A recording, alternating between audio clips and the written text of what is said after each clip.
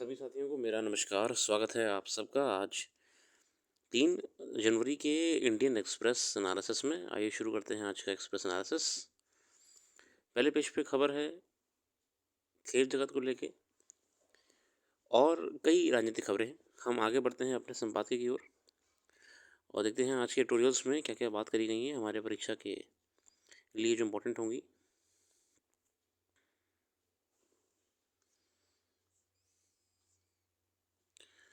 Editorial में बात कर रहे हैं द हॉटेस्ट ईयर। ये बेसिकली जो अभी हाल ही में रिपोर्ट के आधार पर पता लगा था कि 1901 के बाद 2024 सबसे गर्म वर्ष रहा है।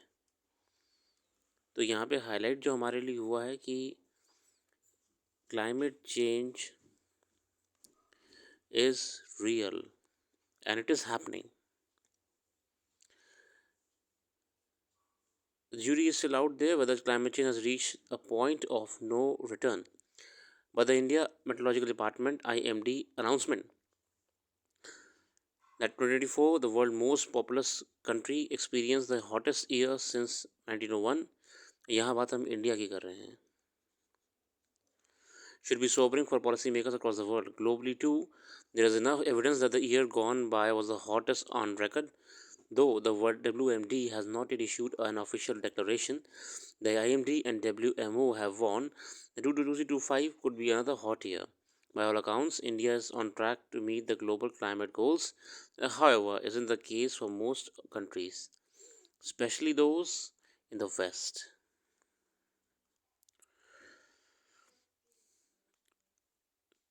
आगे देखते हैं. That, however, isn't the case of most countries.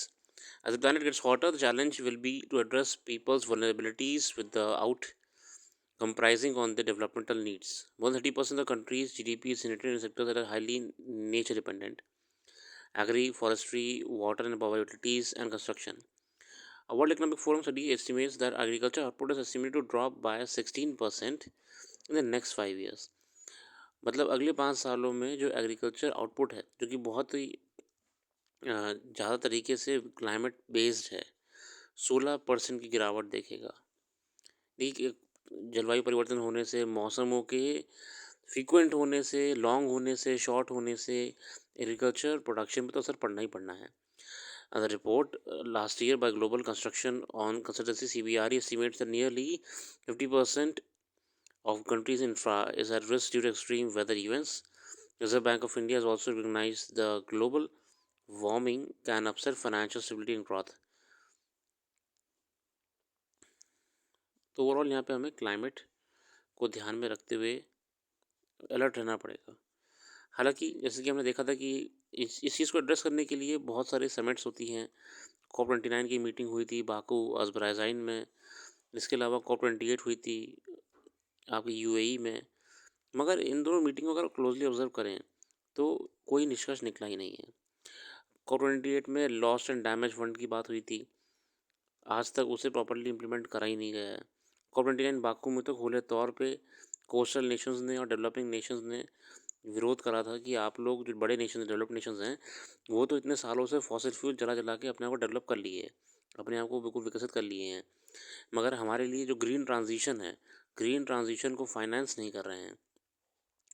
वहीं पे जो छोटे देश हैं, विकसित देश हैं, वो इतनी जल्दी ग्रीन ट्रांजिशन नहीं कर सकते हैं, तो उनको फंडिंग चाहिए, जिसको लेकर डेवलप नेशंस ने सीधे कह दिया कि भैया ये हम अभी नहीं करेंगे, 30 साल बाद करेंगे, ठीक है, 15 साल बाद करेंगे. तो जब डेवलप नेशंस को जिम्मेदारी ले ही नहीं रहे हैं तो देखिए क्लाइमेट चेंज तो होना तय है और नुकसान इसमें हर किसी को उठाना पड़ेगा, क्योंकि जिम्मेदारी वर्तमान में कोई नहीं ले रहा है. जितनी भी कॉप मीटिंग्स वगैरह हो रही हैं उसमें बिल्कुल कोई रिजल्ट निकल ही नहीं रहा है, सिर्फ आते हैं घूम फिर के लौटाते हैं. मुझे तो लगता है पर्सनली कि सिर्फ घूमने के लिए तरीका बना दिया है कि विदेश घूम के आ जाएंगे और क्या जा रहा है.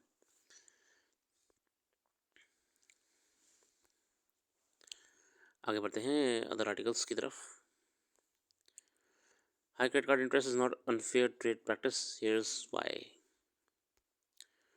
High interest rate on credit card loans cannot be challenged as an unfair trade practice. Supreme Court has ruled. The court last month set aside a July 2008 order by National Consumer Dispute Redressal Commission, which had capped the interest rate at 30% per annum. Basically यहाँ पे हम बात कर रहे हैं कि high credit card interest कुछ लोगों ने चैलेंज करा था कि ये तो गलत है, आप ये बिल्कुल नियम ही नहीं है, कोई कुछ भी आप चार्ज कर दे रहे हैं।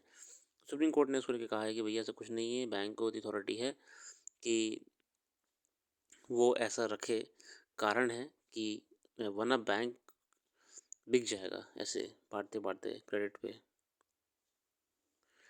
There is no justifiable ground for not controlling the banks which exploit the borrowers by charging exorbitant rates of interest varying from 6% to 49% per annum।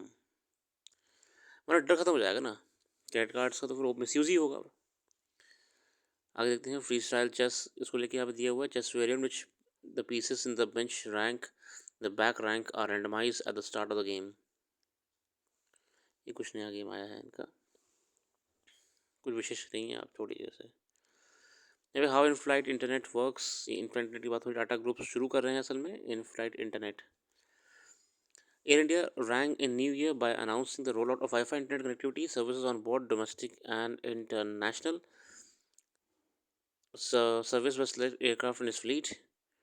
This makes the airline first in India to offer internet connectivity on domestic flights. Wi-Fi will be offered free of charge on domestic flights operated by the select aircraft for limited introductory period. On-board internet services are fast becoming standard offering, particularly among the major full-service carriers. Which Air India planes currently have on-board Wi-Fi offering? अभी कौन से planes में है उसकी यहाँ पे list दी हुई है। हम इसमें नहीं जाएंगे, हम जाएंगे टेक्नोलॉजी के ऊपर, है क्या मैटर यहाँ पे। In flight connectivity system primarily use two technologies. यहाँ पे दो टेक्नोलॉजी काम होता है, एक ground based cellular towers also known as air to ground technology and satellite based connectivity. Both require special antenna and other equipment to be installed on the aircraft. In the former, an antenna usually placed about the plane's belly picks up signals from the nearest star on the ground or ground receiver. देखिए क्या होता है, plane जो आपका होता है ना, इसमें नीचे यहाँ से बिल्कुल बहुत ही एंटीना लगा होता है। अब आप ये मत सोचिएगा कि ऐसे निकल रहा होगा प्लेन के बाहर, प्लेन की बॉडी में ही अंदर होता है। ये तो मैंने आपको समझाने के लिए कह दिया। काम क्या करना होता है इसका, इसका काम ये होता है जो सेल टावर्स होते हैं जो आपके सिग्नल्स एमिट कर रहे होते हैं, इनको रिसीव करना होता है।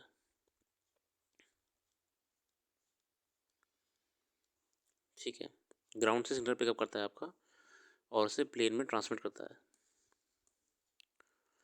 Unless the aircraft passes over a big body of water, deserted land or sparsely populated areas without enough cellular towers, the connection should stay seamless and stable up to certain altitude। और ये technique अच्छे से काम करती है। How does in-flight Wi-Fi work?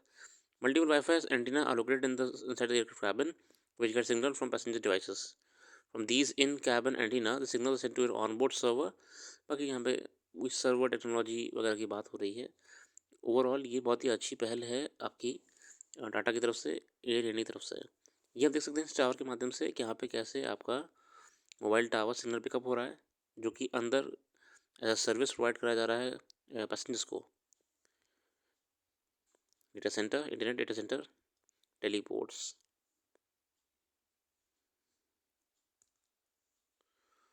Overall अच्छी खबर है। इकोनॉमिकली खबर आती है कि प्री बजट मीटिंग हुई है और बात करी जा रही है क्या क्या करा जाएगा अब नए बजट में देश के नागरिकों के लिए। इसी के साथ आज के लिए इतने रखते हैं। आज कोई एनालिसिस में जुड़े रहने के लिए बहुत बहुत धन्यवाद। कल फिर आएंगे नई वीडियो के साथ, और हिंदी में जनसत्ता वीडियो देखना ना भूलें, और समय मिले तो आप वेबसाइट को ज़रूर विज़िट करिएगा। वेबसाइट का लिंक डिस्क्रिप्शन मौजूद है। Thank you.